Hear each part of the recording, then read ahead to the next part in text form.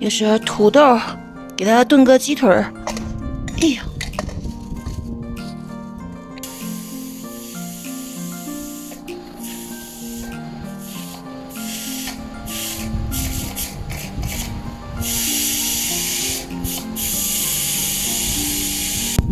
今天给小宝准备了一些米饭啊，嘿嘿，上次他吃也挺喜欢吃。一样的啊，给他准备4个鸡腿，剩下4个我的，4个你的，4个我的。今天下午刮过7、8级的风啊，现在小下来了，因为什么？它就是要对温度给它调低一点，晚上好下雪。今天正儿八经的可能要下一场大雪了。嘿，好期待，好期待！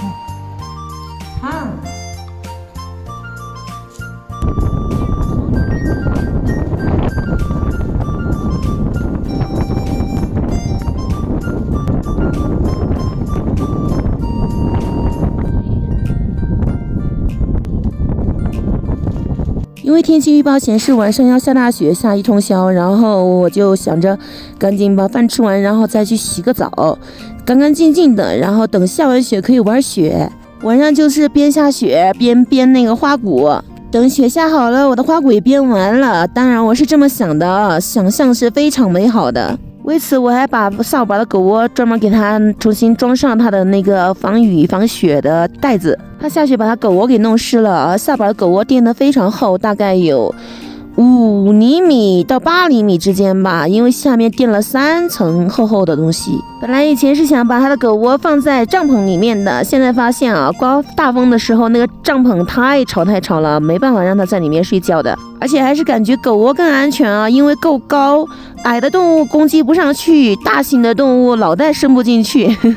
害怕下雪明天不方便出门，所以专门跑出来把水跟食材全部给买上了。没有自行车，买物资打水几十斤，然后要耗700-800米来回走1-2公里，真的是很累啊。因为为了住得安静不被打扰，所以我们住得比较偏僻。你不帮忙就算了，你还跑那么快，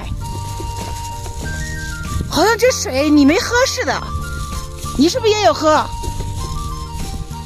那你是不是过来帮我抬一会儿？花了1天的时间看视频，然后终于把编花鼓的逻辑思维给捋清楚了啊！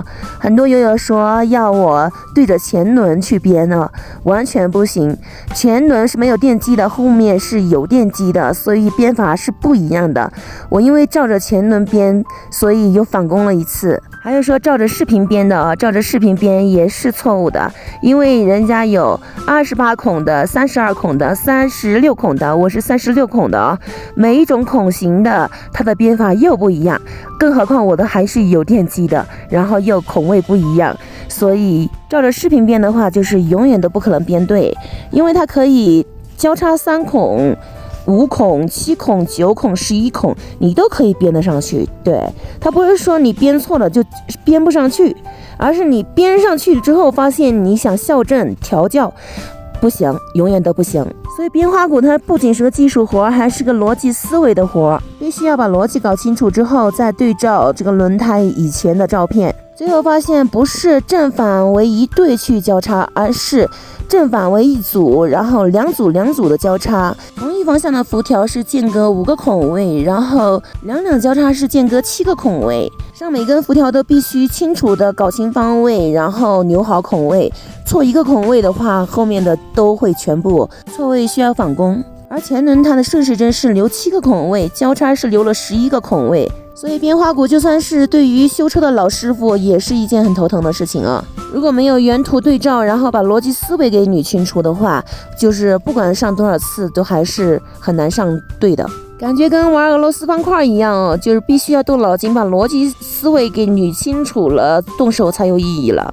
但是这个比玩俄罗斯方块又更加有难度，因为它也需要动手能力很强。特别还是在没有专业工具的情况下，要求动手能力要更强了。所以我又花了足足5个小时左右，把之前装好的徒手给它拆下来之后，又重新给它组装上了。这次蒸好之后给我的感觉就是对的，辐条它的一个交叉感，还有那个预留出来的凸出来的部分都是刚刚好了。但是每次装最后一根辐条的时候都是最难的，因为最后一根辐条已经被所有的卡位给挡住了。想要把它插进最后一个孔位，必须要整个掰弯，然后插进去之后再把它怼直。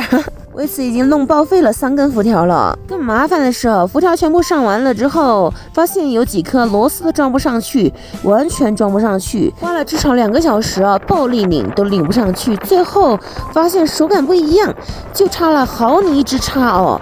几根辐条是稍微粗一点点的，真的毫厘之差，所以真的太难察觉了。可能我跟厂家说，我怕手残弄残废了，然后让他多送我3、4根。结果他送我的大概不是在一组里面的，随便找的地方抽了几根给我，所以型号是不一样的，害我真的是，哎呦，不瞒你们说，左手大拇指一个大水泡，右手虎口一个大水泡啊！因为本来就没有专业的工具，就靠着这个扳手，完全靠蛮力死命捏紧，然后死命的给它转，手心的皮肉自然要承受太多了，最终无能为力啊！发现这几根必须要拆掉。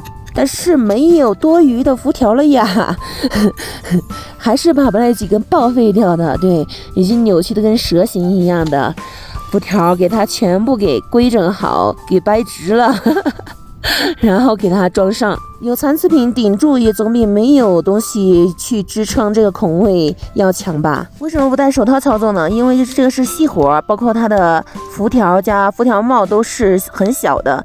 戴上手套没有手感的，完全没办法操作。又花了很多功夫之后，终于这个花鼓被我编成功了。然后到了校正啊，校正的话要把它放在那个轮胎架子上面，然后给它一直转，然后一直找圈圈。就是一直要领这个辐条帽嘛，要先把辐条帽全部领到差不多的位置，然后再一点点给它松紧。轮胎向左偏就要把右边的辐条给拎紧，轮胎向右偏就要把左边的辐条给拎紧。用一个扳手去拧几十根辐条，真的是手指头全部都拧抽筋了。但是好在我沉住气，用我的耐心，一点点把它给完成了。终于弄好了。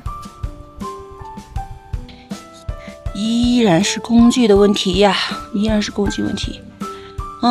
这个飞轮要套筒套到这个圈圈里面去，对，那种空洞的套筒从线这面穿过去，然后在里面，然后再用扳手把它给下来，才能把飞轮换到我的新电机上。